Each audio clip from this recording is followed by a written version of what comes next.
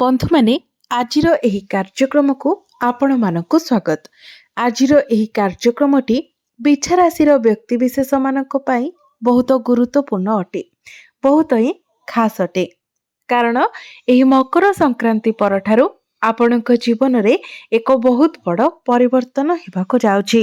कारण ग्रह नक्षत्र मानकर गोचर रे एक बड़ परिवर्तन हेबाको जाउछि, जहा फल रे आपणक जीवन रे मध्य किछि परिवर्तन आसीबाको जाउछि। तेबे अनेक क्षेत्र रे आपणको शुभ फल मिलिबा सहित अनेक क्षेत्र रे आपणको सतर्कतार मध्य आवश्यकता रहिछि। तेबे केउ सब क्षेत्र रे आपणको सफलता मिलिबाको जाउछि एवं केउ सब क्षेत्र रे आपणको सतर्कतार आवश्यकता रहिछि, से विषय रे जानिबा पई आपण माने भिडियोटी को स्किप न करी शेष पर्यंत निश्चय देखंतु एवं भिडियोटी को लाइक करी चैनल टी को सब्सक्राइब करी दियंतु। कमेंट बॉक्स रे भक्ति एवं श्रद्धार सहित जय श्री जगन्नाथ जय मां लक्ष्मी निश्चय लिखंतु। तो बंधु माने आसंतु आरंभ करिबा आजिर एही कार्यक्रम को, जहा आपणकर जन्म राशि तथा चंद्र राशि उपरे आधारित अटे। तेबे बंधु माने राशि चक्रर 12 गोटी राशि मध्यरो अष्टम राशि हेउची बिछा राशि।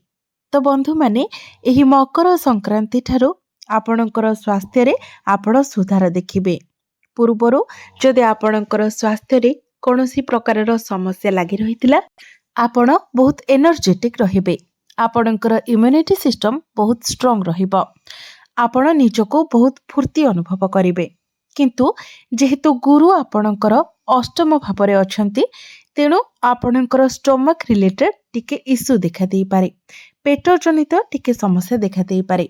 तेणु आपण आपणकर खाद्यपेय रे सचेतन रहिबा पई चेष्टा करंतु। जेते पारिबे आपण हेल्दी फूड खांतु, बाहर खाद्य को आपण अवॉइड करंतु, जंक फूड फास्ट फूड ए सब ठारू दूरी रहंतु। विद्यार्थी मानक कथा जदि कहबा तो पंचम भावटी होइथाय शिक्षार भाव। आपणकर पंचम भावरे शनि गोचर करूछंती, तो निश्चित भावरे पाठ पढ़ारे आपनको टिके स्ट्रगल करबाको पड़िबो। विद्यार्थी मानको निजर पाठ पढ़ारे अधिक परिश्रम करबाको पड़िबो, कारण शनि हेउछंती कर्मकारक ग्रह।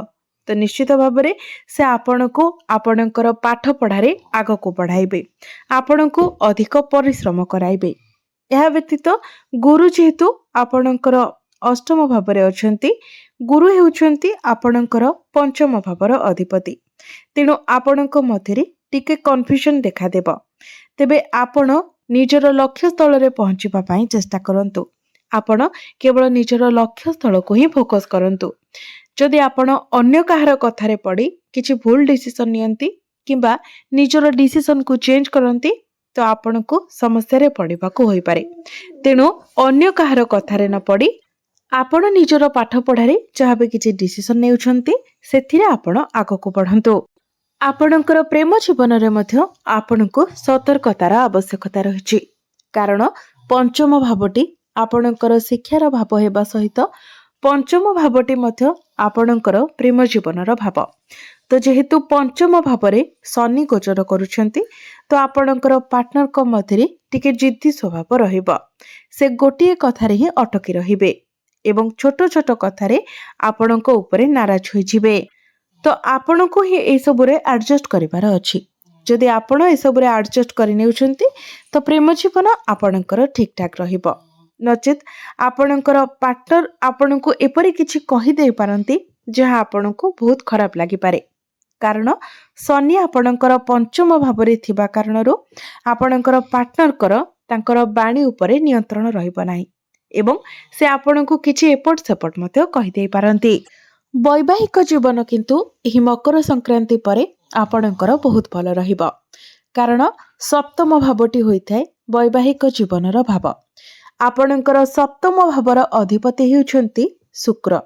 एही मकर संक्रांति ठारू शुक्र आपणकर तृतीय भावरे गोचर करिवे। तो तृतीय भावरे शुक्र निजर मित्र राशि रे गोचर करिवे, तेणु एठारे से आपणको शुभ फल प्रदान करिवे।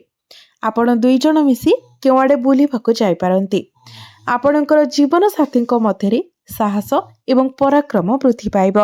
भाग्य कथा जदि कहबा तो भाग्य आपणको एही मकर संक्रांति परठारु संपूर्ण रूप से साथ देव।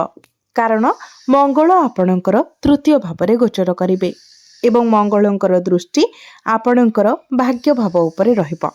जेहेतु प्रथम भावर अधिपतिंकर कनेक्शन आपणकर नवम भाव सहित रहिबो तो निश्चित भावरे आपणको आपणको भाग्यर साथ मिलिबो। आपण भाग्य संबंधित छाबी निर्णय नेबे सेथिरे आपणको सफलता मिलिबो। एही मकर संक्रांति परे आपण किछि बड़ डिसिजन नै पारंती, कोनोसी बड़ कार्यर आरंभ करि पारंती। आपणकर अटकी रहिथिबा कोनोसी कार्य मध्य आगको बढ़ी पारे। आपण किछि बड़ इन्वेस्टमेंट मध्य करि पारंती।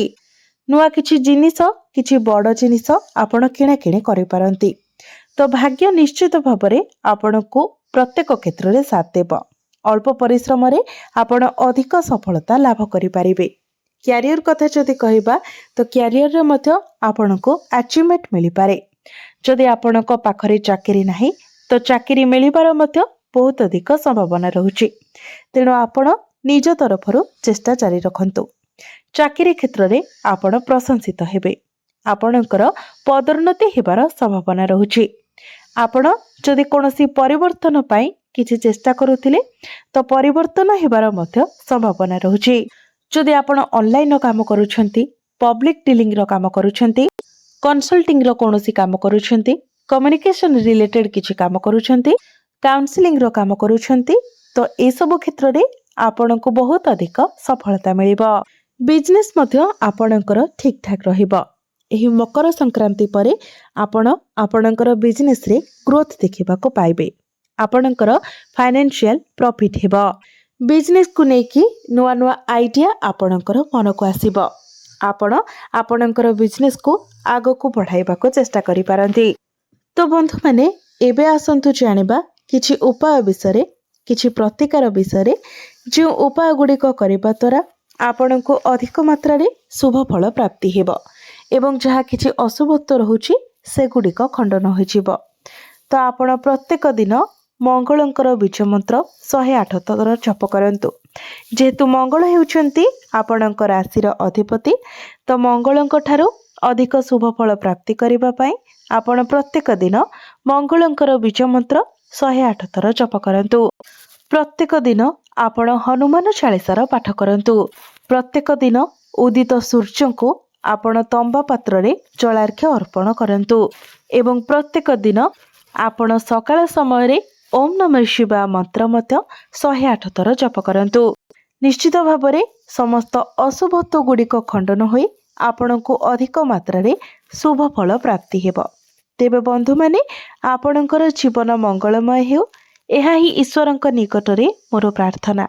धन्यवाद।